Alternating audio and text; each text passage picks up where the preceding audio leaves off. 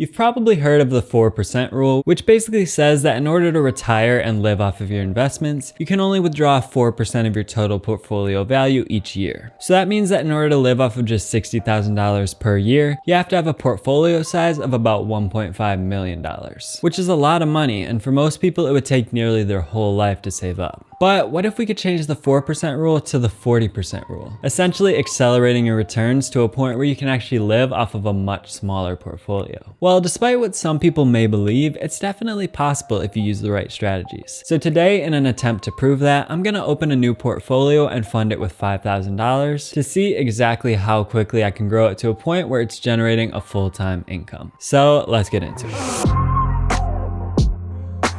My name is Charlie, and on this channel I make videos about wealth building and achieving financial freedom so that you can free up your time to focus on the things that you truly care about. So this is the first episode in a new series that I'm starting on this channel, which I'm going to call Road to Financial Freedom. And the idea is to simulate a portfolio of someone who's working to achieve financial freedom, pretty much starting from scratch. So I'm starting with a portfolio of $5,000, which is an amount that pretty much everyone should already have in savings, or if not, you should be able to save up that amount relatively quickly. Then I'll also be depositing an additional $200 into the portfolio every single week to simulate the habit of adding money from each paycheck into your brokerage account, which anybody who's trying to build wealth and achieve financial freedom needs to be doing. So as a lot of you know, I already quit my full-time job earlier this year to work on building up my own business. But when I was working for a salary, I made it a habit to add $200 of my income every week to my brokerage account. And so that's why I chose that number for this challenge. And at the time I was making around $50,000 per year. So that's about a 20% savings rate, which should be pretty achievable for most people that are really serious and diligent about saving. So with this portfolio, I'll be using the strategies that I talk about on this channel, like covered call writing and leaps option buying, and I'll make an update video every few weeks to show you how the portfolio is doing and kind of walk you through all of the trades that I've been making. And as you've seen from the title and thumbnail of this video, I will be using Robinhood for this challenge, even though I use TD Ameritrade for my main accounts, because I know a lot of people use Robinhood, and I do really like the stock charts and the interface of the Robinhood app.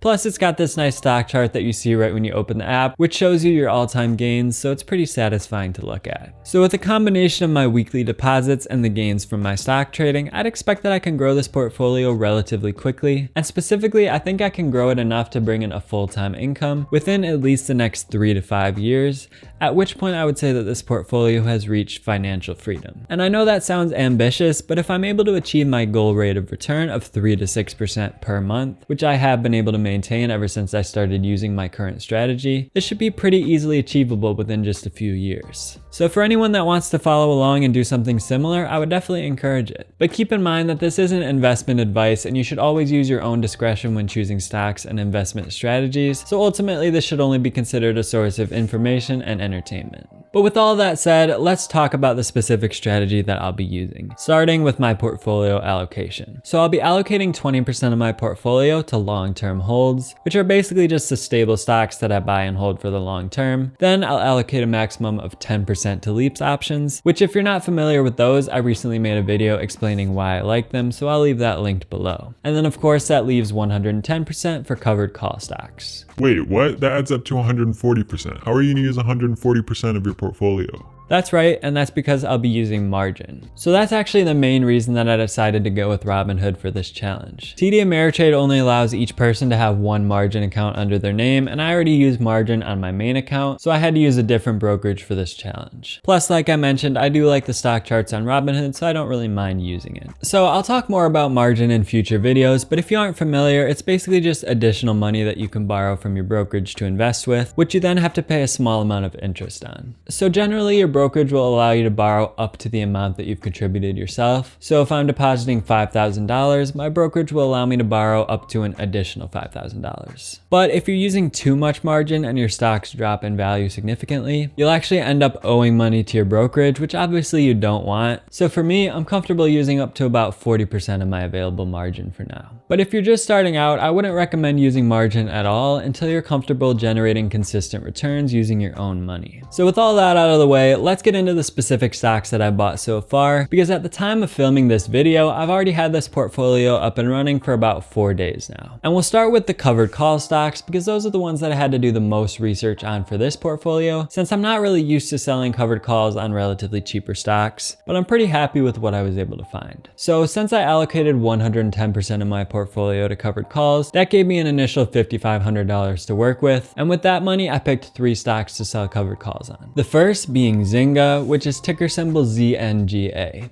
Now, I used my usual criteria to pick these stocks, so essentially I made sure it was upward trending over both the last 5 years and 3 months, had increasing top line revenue on a year-over-year basis, and was a company that I believe in for the long term. And ZNGA does meet all of that criteria. It's in the mobile gaming sector, so they make games like Words with Friends, Zynga Poker, and they were the ones who made Farmville, if anyone remembers that one. So with the world becoming more and more technology focused and mobile focused, that's definitely a sector that I can see continuing to grow. And looking at the chart, the stock sort of moves like a much bigger company would. Over the last 5 years, there are really no major pullbacks, and despite having a low stock price, it does have a pretty large market cap, around $9 billion. So because of that, it takes a lot of money pouring into or out of the stock to really cause any significant moves, which helps with the stability of the stock. And the covered call premiums are pretty good too. So for my portfolio, I ended up buying 105 shares at $8.84 per share. Then I sold the December 18th $9 strike call for a premium of 29 cents. So at the time I sold it, that call was about 2 weeks out, and that 29-cent premium comes out to about a 3.3% return. So pretty good for a 2-week trade. Now, if you're wondering why I bought 105 shares rather than just 100, that's just so that if the stock does blow past the strike price of the covered call I sold, I can still take advantage of some of that additional upside. So usually I will buy about 20 shares on the side whenever I sell a covered call, but since this portfolio is pretty small and I didn't have a ton of extra cash to spare, I just went with 5 shares this time. Now, the next covered call stock I bought was Arcimoto, which is ticker symbol FUV. This one is a bit more volatile, but it meets all of my criteria, and it was trading around $12 per share at the time I bought it, so it fits in pretty well with a smaller portfolio. But most of all, I decided to go with this one because it's a company that I actually really like and see doing well in the long term. They make these small 3-wheeled electric vehicles, which they call fun utility vehicles. So as electric vehicle adoption accelerates, I can definitely see these filling a certain niche in the market. They're a lot smaller and cheaper than a full-size electric vehicle, so I think they'd be great for things like short trips around the city. And Arcimoto also shows the vehicles being used as mini delivery vehicles and even as emergency response vehicles, so there are definitely a lot of possibilities for them. So I ended up buying 105 shares at $11.80 per share, then selling the December 18th $12.50 strike call for a premium of $1.09. So that's a 9.2% return for, again, a 2-week trade, so that's definitely pretty good. Plus, that leaves me with another potential $70 worth of capital gains if the stock does exceed $12.50 per share before expiration. Now, the one issue that I encountered with Arcimoto, and that you'll find with a lot of cheaper stocks that you're looking to sell covered calls on, is that the calls only expire once per month. So you can see that if you want to sell a call, you could either sell the December 18th expiration, or if not, you'd have to go all the way to the January 15th expiration. Then after that, you'd have to go all the way to the February 19th expiration. So that's not necessarily a bad thing, but personally, I do usually prefer to sell calls 1 to 3 weeks out. So I'd prefer that most of my covered call stocks have expiration dates available every single week.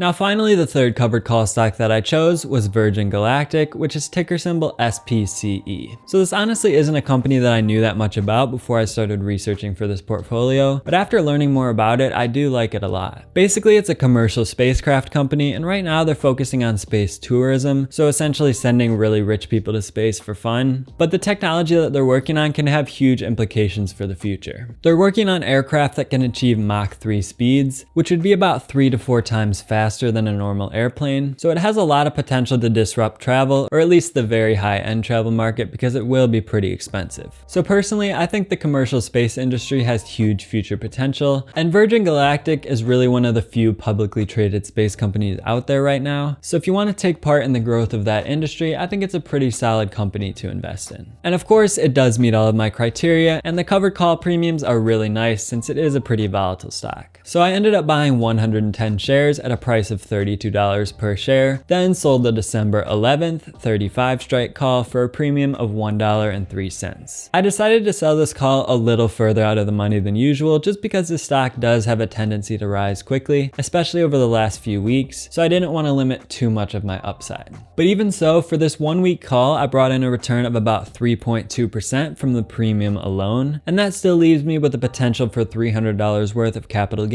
if the stock does rise quickly. So those are the 3 covered call stocks that I chose to start with, but I also made a whole watch list on Robinhood of relatively cheaper covered call stocks that I might also consider in the future. So now let's move on to the rest of the portfolio, and then we'll actually take a look at how it's doing so far. Since I allocated 10% to Leaps options, that gave me about $500 to work with, and I decided to just start with an Apple Leaps. So I bought the January 21st, 2022 180 strike call for a price of $4.80. And this option has a delta of about 0.2, so that's a little lower than I would usually buy, but that's because I only had a small amount of cash to work with in this case, so I had to make a few sacrifices. Then I allocated 20% or $1,000 to long-term holds, which I'll just go through pretty quickly here. So here's a spreadsheet that I made to track my portfolio, and down here is where I track my long-term holds. So far I've bought 1 share each of Apple, Nike, PayPal, Target, TSM, which is Taiwan Semiconductor Manufacturing, and Visa. And down here I've got some more stocks that I'd like to add in the future, but just don't quite have the cash available to buy yet. So if you've been watching this channel, you know why I like all of those stocks, but in general, I like to go with mostly well-established Dow stocks for my long-term holds, because those are the stocks that tend to consistently perform the best. And unlike with covered call stocks, I don't have to buy these ones in 100 share increments, so I can choose somewhat more expensive stocks for my long-term holds. So now I'm gonna pull up Robinhood and take a look at how this portfolio is actually doing so far.